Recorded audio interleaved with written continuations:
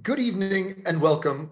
This is the fourth webinar from the Middle East Center in Oxford. My name is Eugene Rogan, and as director of the center, it's my great pleasure to be welcoming you to tonight's seminar presentation on Saudi Arabia.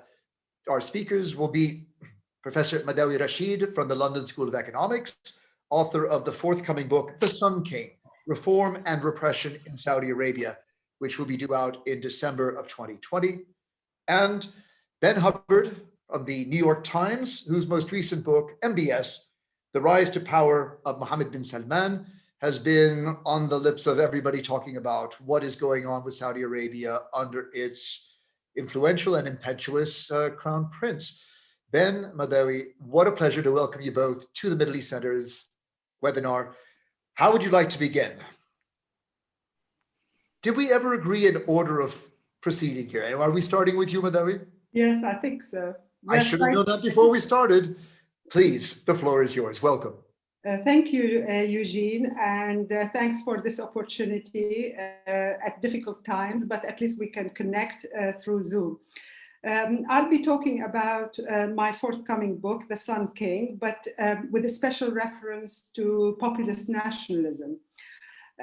Before I start, I would like to just set the scene by saying that the rise of MBS wasn't really in 2017 when he was appointed Crown Prince. It goes back a couple of years before that. And I see the rise of Mohammed bin Salman as a result of the Arab uprising in 2011, when Saudi Arabia, specifically the ruling family, felt the pressure of the rising tide of protest in the region. And it was during the time of King Abdullah when the Saudi leadership looked a little bit lagging behind in terms of its reforms, in terms of its outlook. So Mohammed bin Salman, I think, was a product of that time when the regime was in fear. And also the Western allies of Saudi Arabia feared the outcome of the Arab uprisings reaching Saudi Arabia. So the search began to look for a young, energetic, a social reformer to become the face of Saudi Arabia. And all that was meant to come as a substitute or to mitigate against any kind of political change reaching the kingdom. And based on that, I think the idea of Mohammed bin Salman springs from a kind of discourse that still adheres to a kind of Oriental despotism, in the sense that in order to reform the so-called conservative Saudi society, the so-called lazy Saudis, the so-called religious fanatics in Saudi Arabia, there is an inevitability of repression and coercion for a new Saudi Arabia to emerge, meaning that a modern Saudi Arabia, but without the fundamental pillar of modernity, and that is political change and moving the political system from an absolute monarchy to something more in line with what was demanded across the region, across the Arab world. So Mohammed bin Salman was the choice. And Mohammed bin Salman did a series of reforms, and we all know what these reforms are. They touch the fabric of the religious establishment, the religious sphere. They also move to the social fabrics of Saudi society, in the sense that he started a series of reforms when women can begin to drive, there is an increased visibility of women, there is a fun culture introduced in the form of entertainment, and also economic reforms, which were meant to move the state-centered, oil-based capitalist economy of Saudi Arabia that is tied to a global world of oil consumers into a sort of a neoliberal economy where the state starts selling some of its assets. And this was all summed up in Vision 2030 and the National Transformation Program. However, part of that so-called reform was repression. Hence my book's subtitle, Reform and Repression in Saudi Arabia. I do challenge the idea that in order to reform Saudi Arabia politically, socially, economically, and religiously, you need a fair amount of repression and coercion. And I show that in addition to repression, which is actually documented, and I don't want to waste the short time I have discussing the abuse of human rights, the detention campaigns against members of his own family, let alone the feminists, the activists, the Islamists, the professionals, intellectuals, etc. Even economists got arrested. That is well documented, and anybody who's interested in that, they could consult, Amnesty International, Human Rights Watch, and the UN Council on Human Rights. What I want to focus on is on the subtle ways of making that kind of package, social, economic, religious reform without political change, work in Saudi Arabia. And Mohammed bin Salman launched a new kind of nationalism that I would call a hyper-nationalist narrative, summed up by hashtags on Twitter such as Saudi Arabia is great, or make Saudi Arabia great, or even Saudi Arabia for Saudis. These are the signs of this nationalism. But how did we get to here? As I have a side of me that likes history, I would say that the idea of Saudi nationalism or nationalism in Saudi Arabia was actually deeply in flux.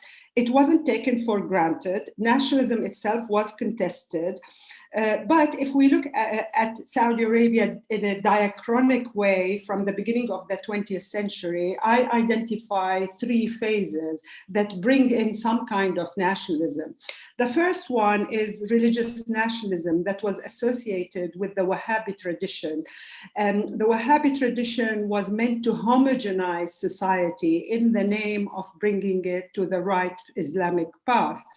And as such, it became the religious nationalism of Saudi Arabia, and we could discuss that in the Q&A. But this period, and it was actually at the beginning of the 20th century up to the 1960s, where all regions of Saudi Arabia had to be submerged under the banner of becoming true Muslims. And as in Egypt, Syria, Iraq, Algeria, nationalism in its sort of secular, in inverted commas, version helped to homogenize the nation. I think religious nationalism and Wahhabism in particular played that role, but it was actually based on a religious dogma, on religious text, on ways of behaving, ways of conducting your legal affairs that had to be homogenized in Saudi Arabia in order to achieve the unity of Saudis as true Muslims. So that was the first phase that lasted until the 1950s and late 1960s. But then something else happened, and Saudi Arabia thought that the Islamic utopia was created inside Saudi Arabia, and there is no other ways to continue to Islamize society, to unify it under the banner of Wahhabism. So from the 1960s, because of a particular historical international context, Saudi Arabia shifted to a pan-Islamic identity. So pan-Islamism became the pillar of what it means to be a Saudi. Saudis began to propagate the mission. So once the mission of the Islamic utopia was accomplished inside the country, there was a deliberate attempt to spread it around the world. And this was encouraged by an international context, specifically the Cold War, when Saudi Wahhabism became an arm of foreign policy used and encouraged by countries like the United States, Britain, who saw in the propagation of the Islamic utopia a counter trend against the challenges of the 60s and 70s with Arab nationalism, socialism, all the kind of forces of Abdel Nasser and others. So Saudi Arabia began to adopt this pan-Islamic identity and created institutions whereby the ethos of this pan-Islamism is embedded, such as Islamic universities, Islamic banking, Islamic youth organization. And this was done actually under King Faisal. However, we come to 9/11, and it was the shock that this Saudi-sponsored, Western-approved and encouraged type of pan-Islamism led to kind of undesirable consequences, such as 9/11, the emergence of a global jihadi movement that became a menace not only to the West, specifically to the US in 9/11 and in other parts of the world, but also inside Saudi Arabia. Let's remember that Saudi Arabia went through a very, very bad period during the terrorism crisis, which started in 1979, but continued and became very, very acute between 2003 and 2008, when Saudi cities were targeted. So that kind of pan-Islamic identity was gradually being abandoned in order to create a modern Saudi nation. And today, Mohammed bin Salman takes it further by promoting Saudi Arabia and promoting Saudi nationalism. And the ingredients of this nationalism are different from those that were used in the 20s, 30s, and then during the pan-Islamic period. So Mecca and Medina are no longer the pillars of this new Saudi nationalism. There is an attempt to find other sort of secular sites for this nationalism, such as Al-Ula, such as the archaeological digging, in terms of tourism, pushing Saudis to appreciate their pre-Islamic heritage, their the Wahhabi, the pan-Islamic kind of orientation, and making it more focused on other ingredients. And of course, like any national narrative, the Saudi one is in a state of flux all the time. And it is based on forgetting and remembering, like all nationalisms around the world. But we are now in this particular period. However, this populist nationalism that is encouraged today by the Crown Prince, and it has its own supporters, it is like any other nationalism. It tends to unite people, but also to divide them. It tends to include and exclude. And what is really interesting is this populist nationalism goes against the Vision 2030 and the sort of opening up of Saudi Arabia to global investment and capital, and bringing a new entertainment that is really focused on Western pop culture. So while he wants to open up the economy, at the same time, there is this discourse that is directed against immigrants. And by immigrants, it's not only the post-oil or post-Second World War II migration to Saudi Arabia. It is targeting also the people who had been living in Saudi Arabia for decades, such as people from the Caucasus, people from China, people from Thailand, who are Muslims living in Mecca. So this kind of nationalism has its dark side, like we all know, and we have seen that. And it suffers from certain contradictions, like all nationalist narrative. First, let me just go through a list of certain kind of evidence to document what I'm talking about. There is the empowerment of women, and women become the vanguards of this new Saudi national narrative because they are icons of modernity. And at the same time, we see that women are promoted as ambassadors, as members of the Shura Council. There is a deliberate attempt to feminize the nation. But at the same time, the same nationalism doesn't allow a Saudi woman to give her nationality to her children if she's married to a foreigner.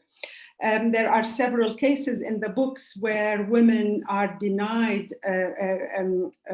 custody of their children whose fathers are not Saudis. At the same time, there is this sectarian discourse that is used in the war in Yemen. So the war in Yemen at the beginning to 2015 was projected as a jihad against those infidel Zaydis. There is also an invocation of genealogies and tribal belonging, especially in the dispute with Qatar, while at the same time we're supposed to be all Saudis. There is actually a sinister side, and I should stop as Eugene is making signs that I should. There is the sinister side of this nationalism that is leading to a discourse about treason and criminality, and it is that populist nationalism that led to the murder of Jamal Khashoggi. It is the nationalism that promotes and encourages citizens to become policemen. So the citizen policeman is an outcome of this nationalism. So to just conclude, I want to say that repression might be obvious, and all regimes use, such as the Saudi one, would use it to promote a new era, a new vision. And it is very obvious, you could document it, but what I'm talking about, this populist nationalism, is a subtle way of achieving a similar kind of outcome. Thank you for listening. And I'm sorry if I exceeded my limit. On the contrary, and I thank you for a very concise and brilliant analysis of where Saudi Arabia has come to arrive at this moment. I particularly like the way in which you periodize Saudi history, because it so breaks with the way in which the Crown Prince has spun a kind of liberal Saudi Arabia before 1979, a post-1979 clampdown Saudi Arabia of very zealous religion, and then the new age he wants to usher in. So it's very good to have a kind of counterpoint to the official periodization of recent Saudi history. I'm sure it's a point we're going to come back to in the subsequent Q&A. And I'd like to hand on to Ben. The reason why I'm going to try and keep you both to sort of 10 to 15 minutes each is just because we'll have a little discussion, and then I want to leave time. The questions are already coming in. So listeners, stick with us. We are definitely getting to your questions. Ben, over to you. Yeah, I'll try to keep it short so we can do as much discussion as possible. I think that my experience with Saudi Arabia is certainly much shorter than Dr. Madawi's. I mean, I basically, was a Middle East correspondent working in the Middle East. 2013, my editor said, I think you should try to go to Saudi Arabia. I got my first visa and I went, and I spent a lot of time in the Arab world before that, spoke Arabic. And so it wasn't completely new to me, but in terms of on the ground experience, it was a very new place. I had lived in Egypt and I traveled elsewhere, but Saudi Arabia, even if you were used to the Arab world, was an incredibly different place. And sort of looking back now, from 2020 to 2013 or to 2015, when Mohammed bin Salman really comes onto the scene, we sometimes forget how dynamic of a period it has been and how much kind of accelerated change we've seen on so many fronts. When I went to Saudi Arabia before 2015, it was really a boring place. I mean, it was a place that was ruled by an elderly king. There was this idea of sort of this family council that would, of the senior princes who would divide up the files and they would rule by consensus. And any sort of Saudi expert that you would talk to would tell you, this is the way it is in Saudi Arabia, and this is the way it's going to be. You obviously had deep social conservatism, and music and arts and things like that were sort of looked down upon in a lot of places socially, and also sort of from official narrative. Saudi Arabia had influence in the region, but it was always trying to exercise it behind the scenes, sort of working behind the curtain and paying people off in various places, but not sort of very activist foreign policy. And this is kind of the way it was. And so being a journalist going there, it was a very sort of difficult, you would go and there kind of wasn't all that much to see. It was sometimes hard to figure out what was going on. And then 2015 comes along, and then we very quickly realized that sort of MBS was the kind of figure that we don't see in the Middle East very often. And one indicator of that is the fact that here he's been on the scene for 5 years. He's not the king of Saudi Arabia, and there are already multiple books written about him, including my own. There are kings of Saudi Arabia who never had so many books written about them. So it's been a time of dramatic change, and and I won't sort of rehash a lot of the things that Madawi brought up about what we've seen. Socially, we've seen sort of, we've seen trying to sort of put large parts of conservative society back in the box, whether it's taking the power to arrest away from the religious police, extensive arrest campaigns against conservative clerics. There's obviously all the reforms that have had to do with women, things that to us may seem very common, but inside of Saudi Arabia are quite a big deal. Obviously, women driving sort of got the most attention. Also, things like allowing physical education classes for girl students. I mean, this is something that you didn't have in Saudi Arabia before, and they're rolling these things out. Arts going from being sort of something that was considered Western and looked down upon in music, now they're inviting, almost any Western musician that they can to come perform in Saudi Arabia. Politically, it's also been a very dynamic time. You can gauge that by the war in Yemen. Saudi Arabia had a large military, and they spent tens of billions of dollars on weapons from the United States, the UK, and other countries, but they have never intervened militarily in that kind of a way. And within a few months of coming on the scene, when he was still deputy crown prince, Mohammed bin Salman dispatched the Saudi military to intervene in Yemen, and they're still there. And we've seen all sorts of other, we could talk about sort of the standoff with Iran across the region, the various ways the Saudis have done that. The famous sort of detention and forced resignation of Saad Hariri in Lebanon, where I am. I mean, these are the kinds of things that nobody ever expected from Saudi Arabia before, because they were never that assertive and never that, I think many people would say, aggressive. And I would agree with the subtitle of Madawi's books, that I think when you look back over this very quick succession of events, the two themes that really rise up are reform and repression. On one hand, there have been dramatic changes in terms of social life in Saudi Arabia. There have been, I would say at this point, at least dramatic initiatives to try to reform the economy. I don't think those have made as much progress, certainly as Mohammed bin Salman or his advisors would like, but there's certainly been a lot of attention put into that. But it's also been a time of great repression. I write in my book that Saudi Arabia used to be sort of a soft glove autocracy. You could get together with your friends and you could complain about this. And as long as you weren't sort of plotting protests or building a political party, they would kind of, likely to look the other way. That's definitely changed. Now people are scared. A lot of the Saudis that I got to know during the time when I was going somewhat freely back and forth to the kingdom won't talk to me anymore. When they get together, they put their cell phones in the fridge because they're scared of electronic spying on their conversations. You've had, there's all kinds of stories. Madawi mentioned a number of them. There are people who have been basically disappeared from their families because they ran sarcastic Twitter accounts. I mean, this is something that you didn't have before in Saudi Arabia. And so both of those things, reform and repression, are, I think, that the two sort of biggest themes that we've seen. And then when you start thinking about Saudi Arabia into the future, and when we try to figure out sort of where is Saudi Arabia going and where is Mohammed bin Salman going, I think it's, what is the balance going to be between those two things? Which, I don't think that they're mutually exclusive, as many people in the West do. I think some people think that if you're a reformer, then you must also believe in democracy and political participation. I don't think that's the case. I think there's plenty of examples to the contrary. And I think in terms, I'll just end on this. I think in terms of the future, I think what, Madawi spoke a lot about sort of the political challenges and what she expects to see on the political front. I think the biggest challenges to Mohammed bin Salman and everything that he wants to do are economic. I think he faces tremendous economic challenges. And even though I think he deserves some credit for, I would say, addressing these head on in terms of defining the problem, diagnosing the problem, proposing a number of ways to try to get at this, I think it's very difficult to overestimate the size of the economic challenge to Saudi Arabia. You have a country, 2/3 of its population roughly is under age 30. You have hundreds of thousands of young Saudis entering the job market every year. And the government can't employ them anymore. Historically, the Saudi government has been the largest employer in the kingdom, and they just don't have the money that they used to do. And so, you have Vision 2030, and you have all these other efforts to find ways to diversify the economy. And I think so far, I don't think that the efforts have lived up to the size of the challenge. Certainly COVID-19 is not going to make that any easier. But for me, sort of thinking about the future, I mean, I think we keep an eye on the reforms. Where does that go? We keep an eye on the repression. Where does that go? But for me, I mean, if I were Mohammed bin Salman, the thing that would keep me up at night would be the economy. Ben, I'm going to take silence to mean completion. Yes, we can move on to the discussion. Well, thank you very much. Again, a very tantalizing insight into the kind of issues that you are exploring at much greater length in your book.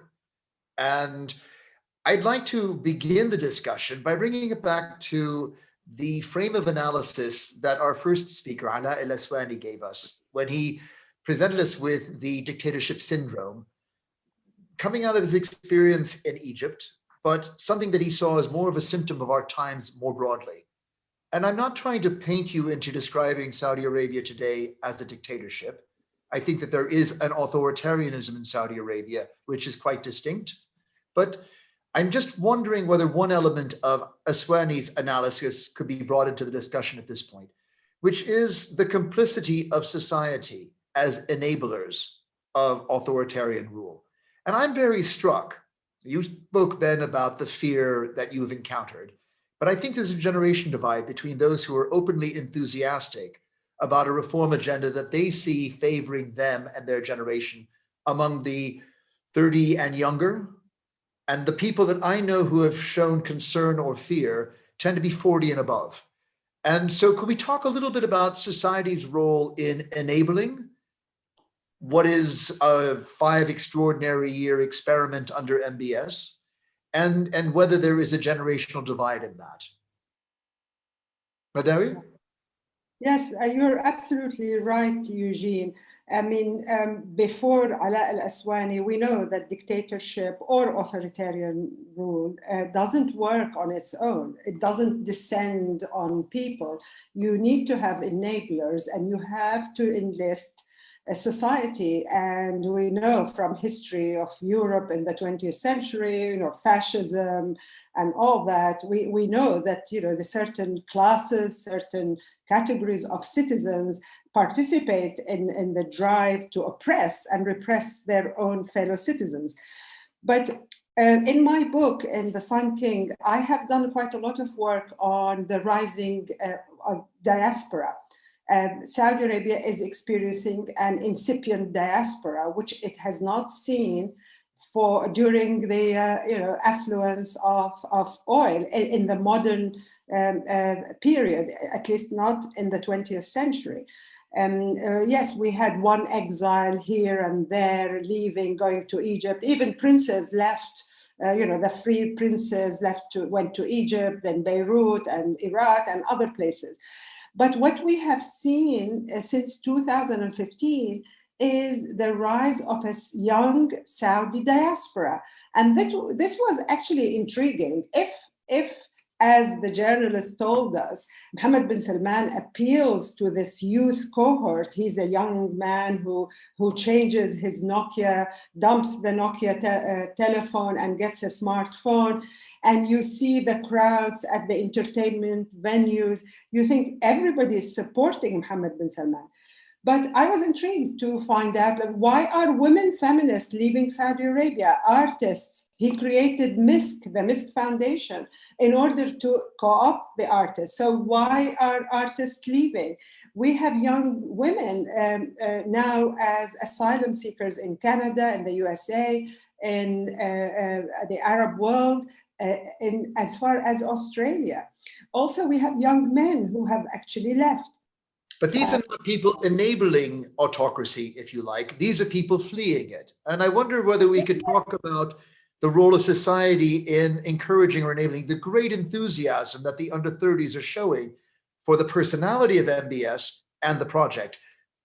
Absolutely. You have a society that has gone through the two phases I described, the religious nationalism and the pan-Islamism. So in those phases, the person, the agency that is rewarded is the one who can recite the Quran. at age 15, or the one who spreads the Wahhabi mission abroad and he's given prizes.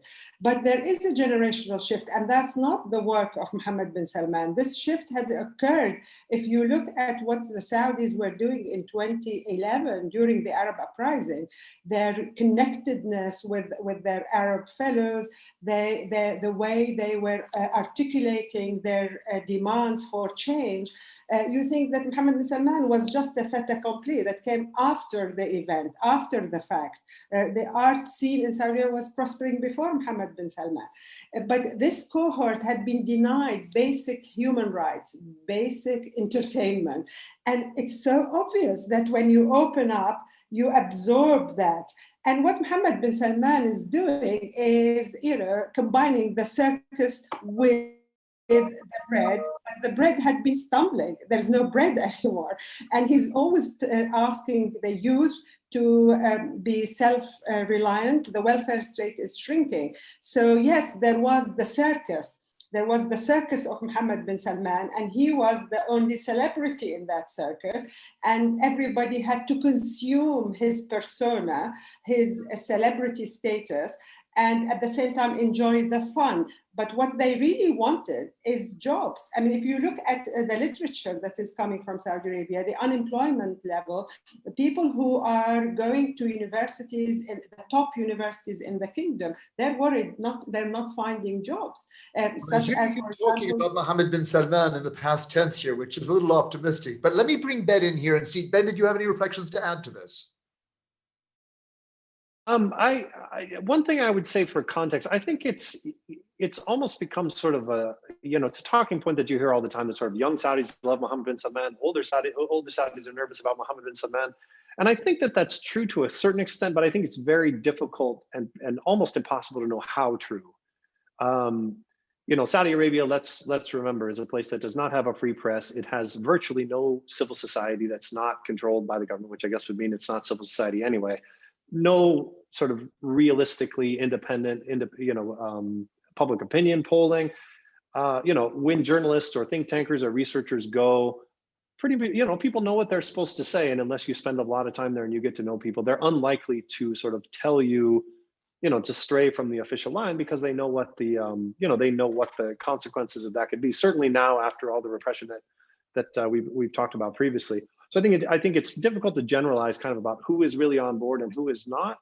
I think it's probably also not entirely correct to assume that all young Saudis are liberals. I'm sure that there are plenty of young conservative Saudis that, yeah, they might think it's cool to go to a movie theater, but then you ask them, well, what do you think about your sister going on a date? And then, their blood pressure goes up and they're no longer as liberal as you thought they were. So I think we have to be very careful about sort of making these sweeping judgments about political opinion. I think we really just don't, or about public opinion. I think we just don't know.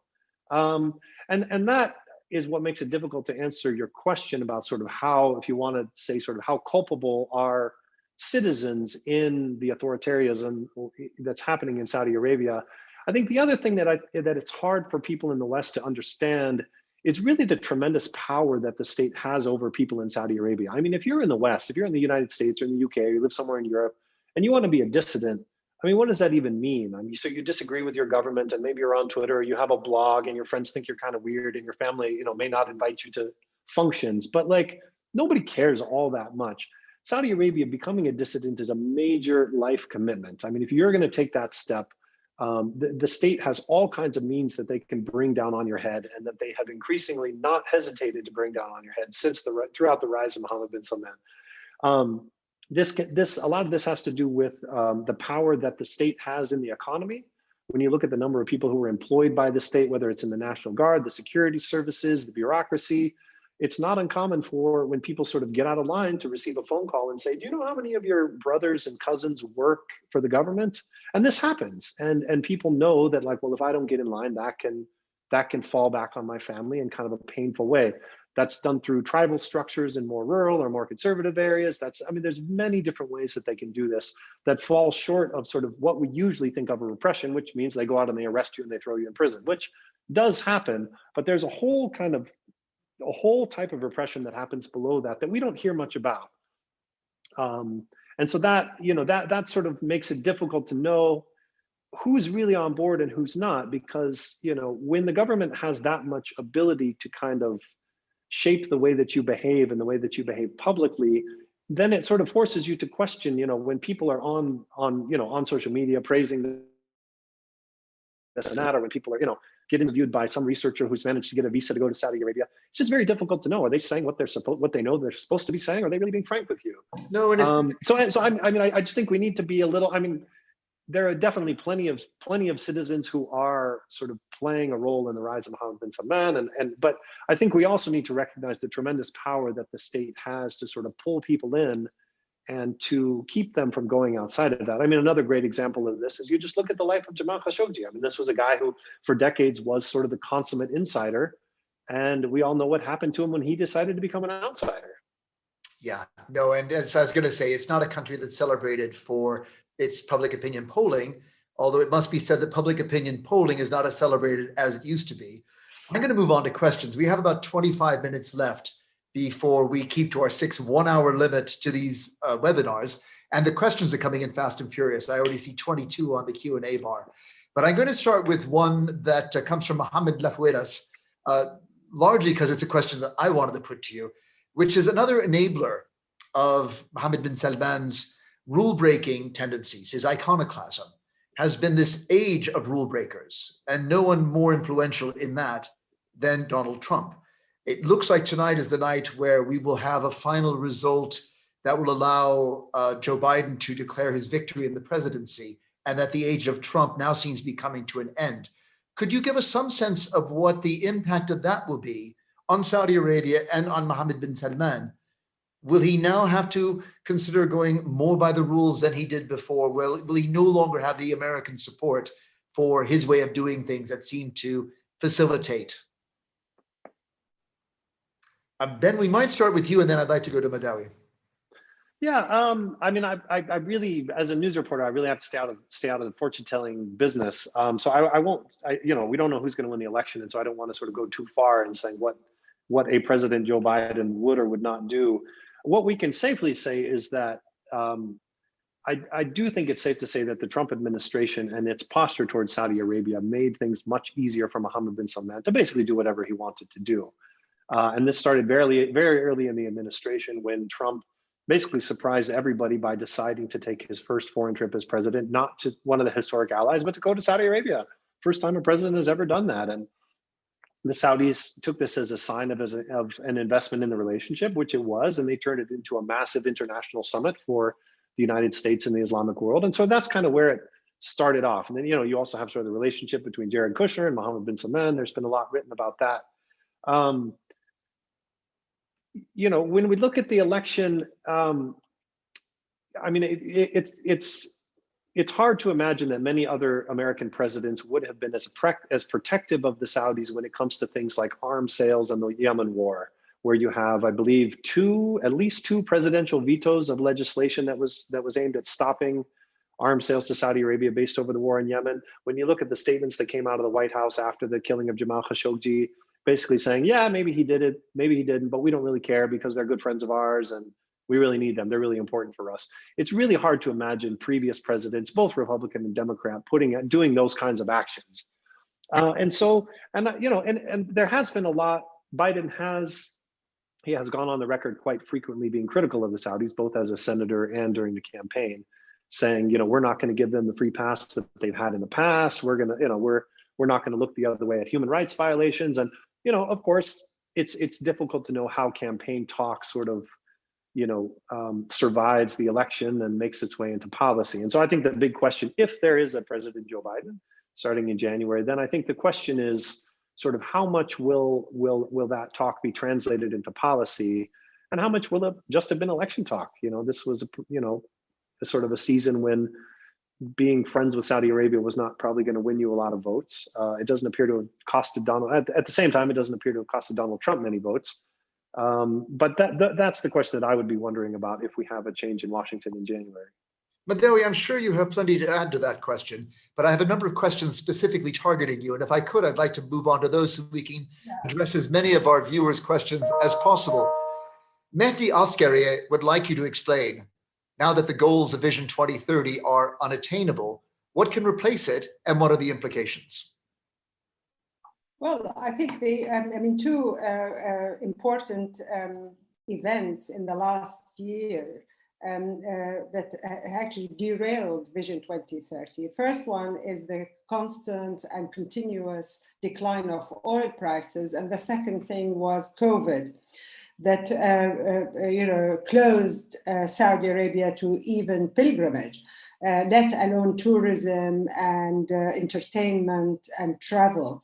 But also before these two hit hard, well, there was Jamal Khashoggi's murder that actually dissuaded many investors to rush to Saudi Arabia, although the three conferences held after the murder of Khashoggi did see some, opportunists who want to actually make the most of this narrow opportunity after others had fallen out of the investment conferences.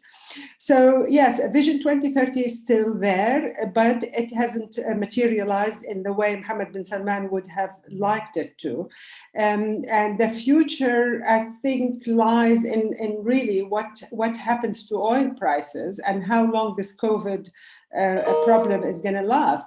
In addition to the changing climate around the world and specifically in the US.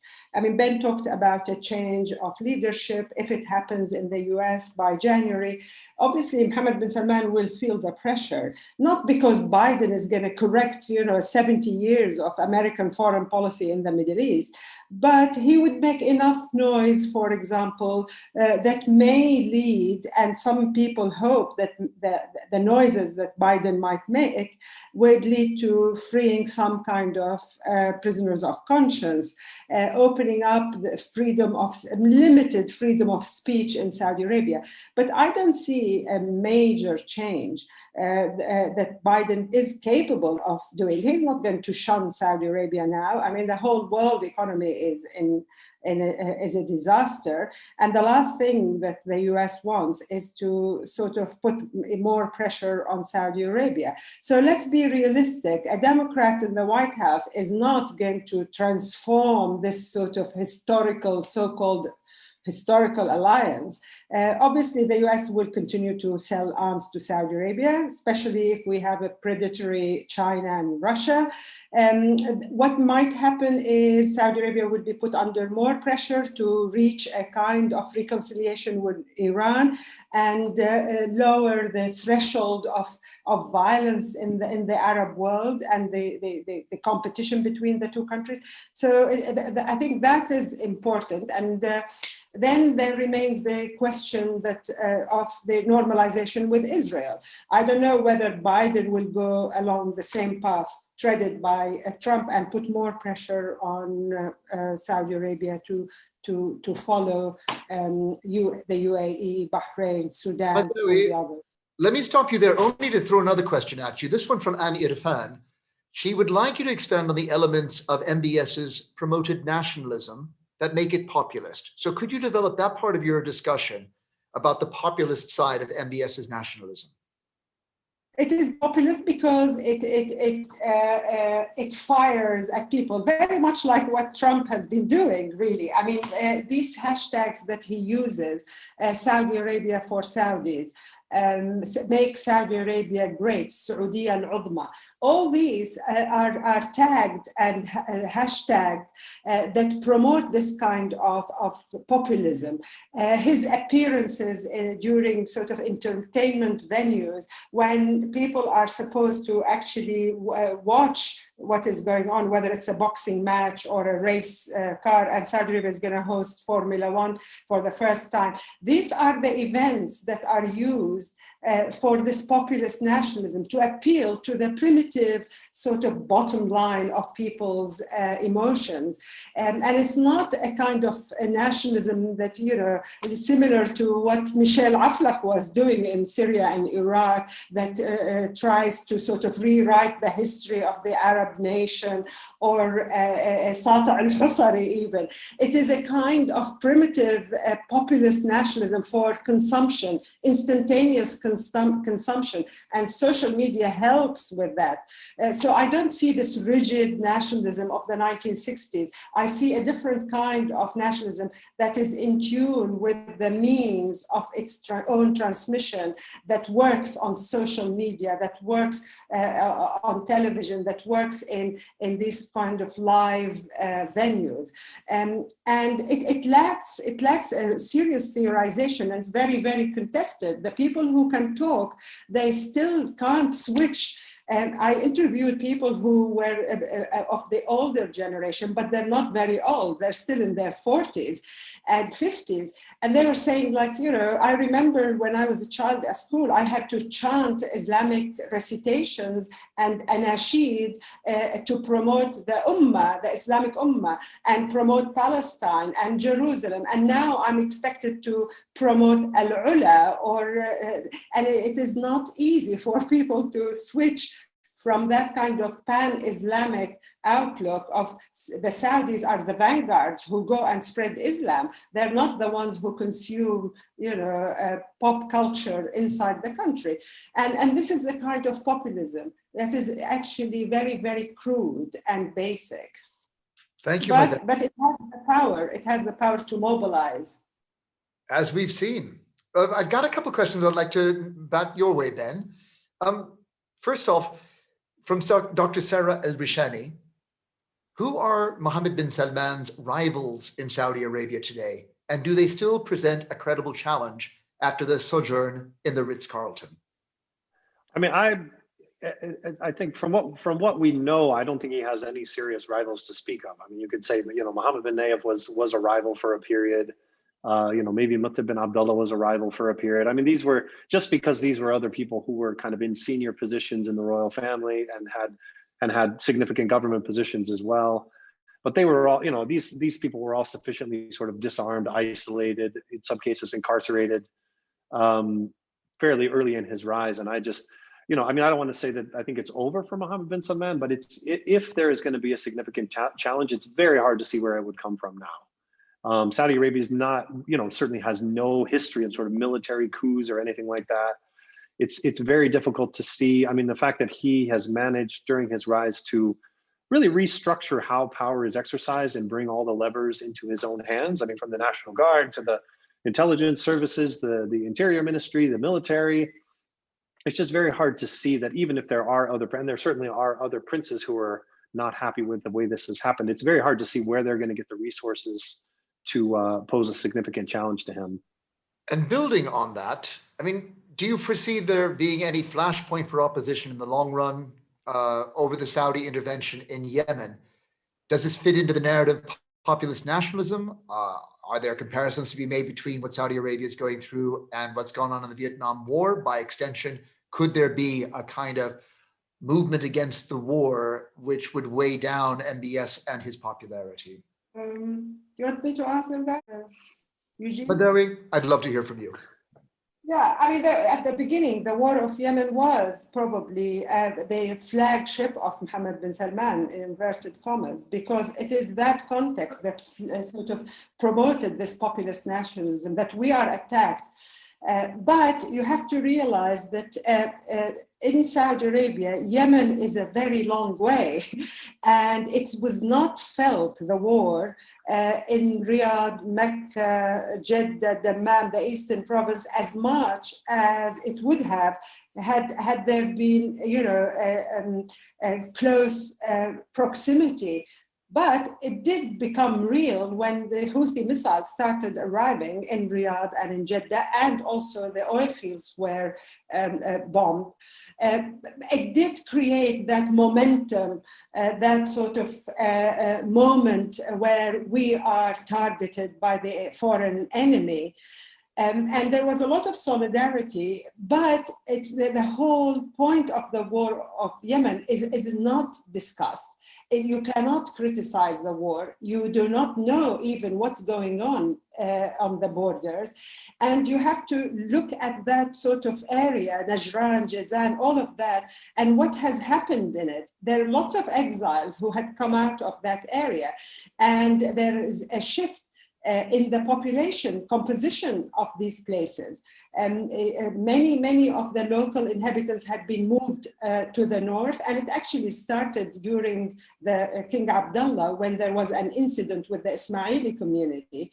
Also, the residents there, the people who live in these areas, are very, very upset that their area is flooded by foreign soldiers, Pakistanis, Jordanians, Egyptians, generals, and they don't feel secure being there. They told me in these interviews that they don't want their daughters to go in the streets because they're foreign soldiers in these cities on the border. So the war in Yemen was important for the populist nationalism, and it was used quite a lot to the extent of sending women journalists with the army, in addition to religious scholars, to promote Saudi nationalism. And you see women in military attire on top of tanks reporting and talking to the soldiers. So this is the populist nationalism I'm talking about. And in addition, you get a traditional religious scholar who would go to the front and talk and mobilize the soldiers on the basis that they are fighting a jihad against the Zaydi Houthis. So all these contradictions are there, but it's very difficult to see how the war on Yemen would precipitate any kind of agitations inside the country. First, people can't actually give their opinion about the war. Thank you, Madawi. Ben, I'm sure you could answer that one, but I'm going to bat another one your way to keep the questions moving. We have from Diana Galayeva a question about Saudi-Russian relations. And what do you see the future of relations between Saudi Arabia and Russia, given the close ties between Putin and MBS? Yeah, I'm afraid I don't have probably a very sophisticated answer for that. I mean, the only context I could provide is that, MBS has made an effort to sort of diversify Saudi Arabia's foreign relations, and this includes sort of high-profile trips to China. The king himself actually went to Russia, which was a huge, that was something that had not happened for many, many decades. Where it goes in the future, I don't know. I mean, won't try to predict that, but I think that MBS has sort of seen, I think part of it has to do with you sort of diversifying away from just being so dependent on the United States and the UK. And I also think it has to do with him, this, perhaps plays into the sort of nationalism idea, but I think he also wants Saudi Arabia to be a great power. They're very excited this year to get the presidency of the G20, and I think that he believes, as for Saudi Arabia to play what he believes is their proper role in the world, they need to have relations with these other large powers. Where it goes in the future, I don't know. I mean, certainly the oil war didn't particularly help. The price war earlier this year certainly didn't help relations, but we'll have to wait and see where it goes. Thank you, Ben. Look, I'm going to confess at this point to our viewers that I'm a bit of an interloper tonight. As both Ben and Madawi know, this event was organized by my colleague, Usaama Al-Azami, and he was meant to be the moderator, and his technology has failed him until this moment. I can see his face now on the screen. And actually, I've had a number of the questions in the question bar coming from Usaama. So better late than never, Usaama. Could I invite you to ask one of your questions to bring the evening to a close? Thank you very much, Eugene. And I apologize to everyone. I spent a great deal of time on social media saying that I would be hosting this event. So it is a bit of an embarrassment for me that I'm showing up so late to my own sort of event. But I've really been delighted to be able to sort of listen to both of you, learn a great deal. I'm really looking forward to Madawi's book, and I have had a wonderful experience reading Ben's book probably around 4 or 5 months ago now. But in a sense,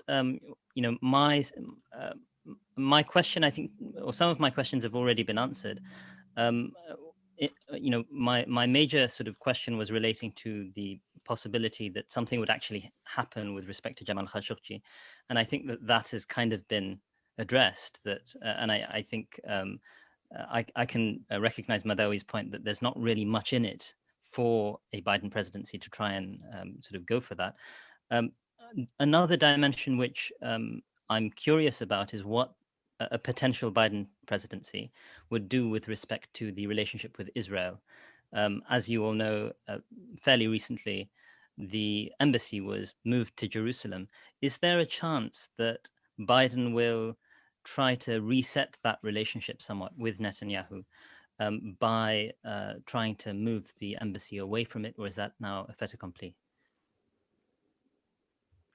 This is a question for either one of you. It's not actually, but I would be interested to hear Ben's response, perhaps, as the American. Yeah, I mean, I certainly can't predict what a potential Biden as president would do.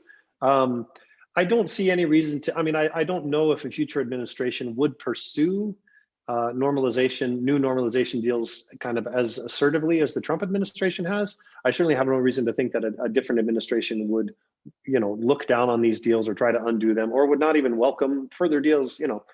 I mean, if Saudi Arabia decided to normalize with Israel, I don't think a Biden administration is going to condemn that or be, that's something that I think they would welcome as well. So I don't know if I can say much more, how he would interact with Netanyahu. We would have to wait and see. Right, and I don't know if Madawi, you wanted to add anything to that. We have about 5 minutes. So I think the pressure will probably be less on MBS to rush to a normalization along the lines of the one with the UAE and Bahrain and Sudan.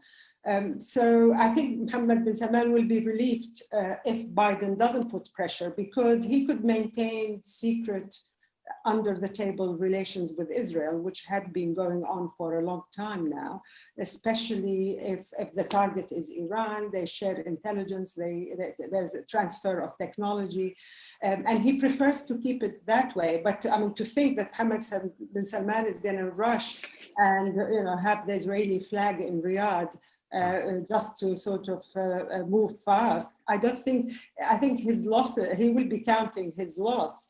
And he gains more by keeping the relationship under the table. There's no rush to do anything about that. So he might face some pressure with regard to the repression that is taking place at home. And we still don't know what the advisors to Biden, should he become the president in a couple of months, whether they will revive their interest, the arms of the US state, such as the CIA or the foreign office, whether they would revise their interest in Mohammed bin Nayef, although Mohammed bin Nayef seems to me as redundant now, simply on the basis of his cooperation in the war on terror. He had medals from the CIA, etc.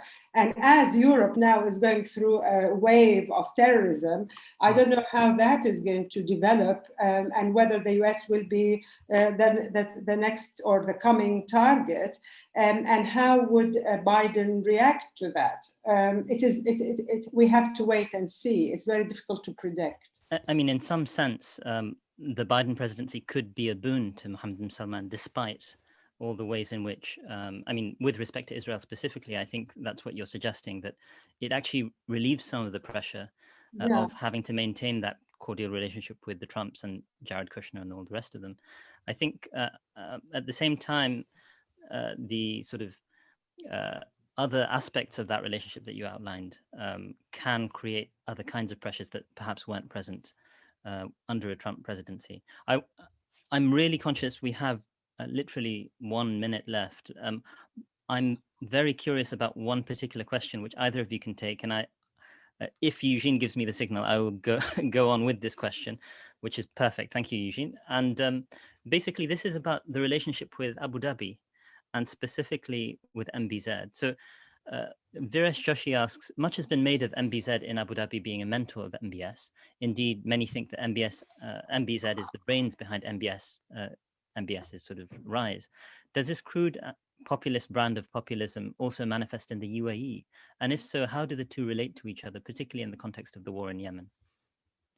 Yeah, well, I think this populist nationalism is also elsewhere in the region.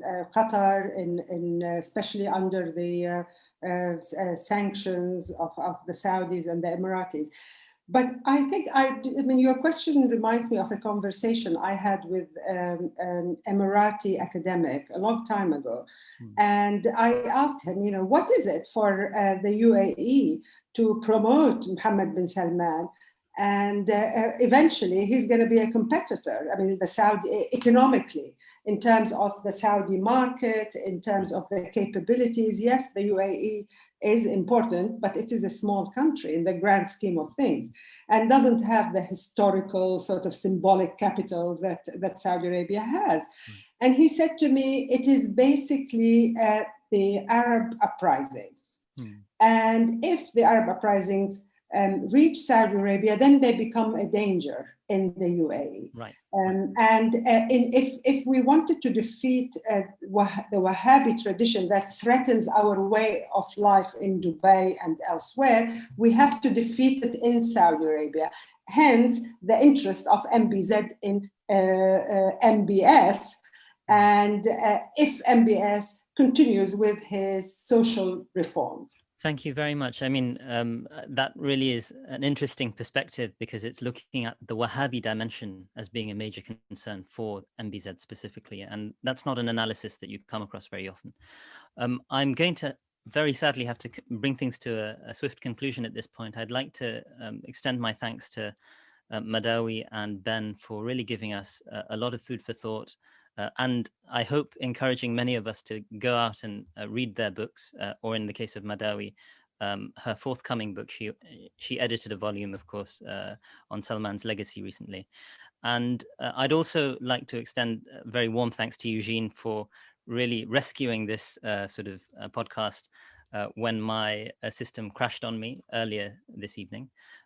But you've all really been sort of a wonderful audience as well, asking many questions. We're very sorry not to have been able to go through all of them, but I'm sure there will be future opportunities in which we can have more discussions with some of our own guests and some of the same sorts of themes going forward. So with that, I'd like to, again, thank you all for joining us, thank the panelists, and look forward to seeing you in the near future. Take care. Bye-bye.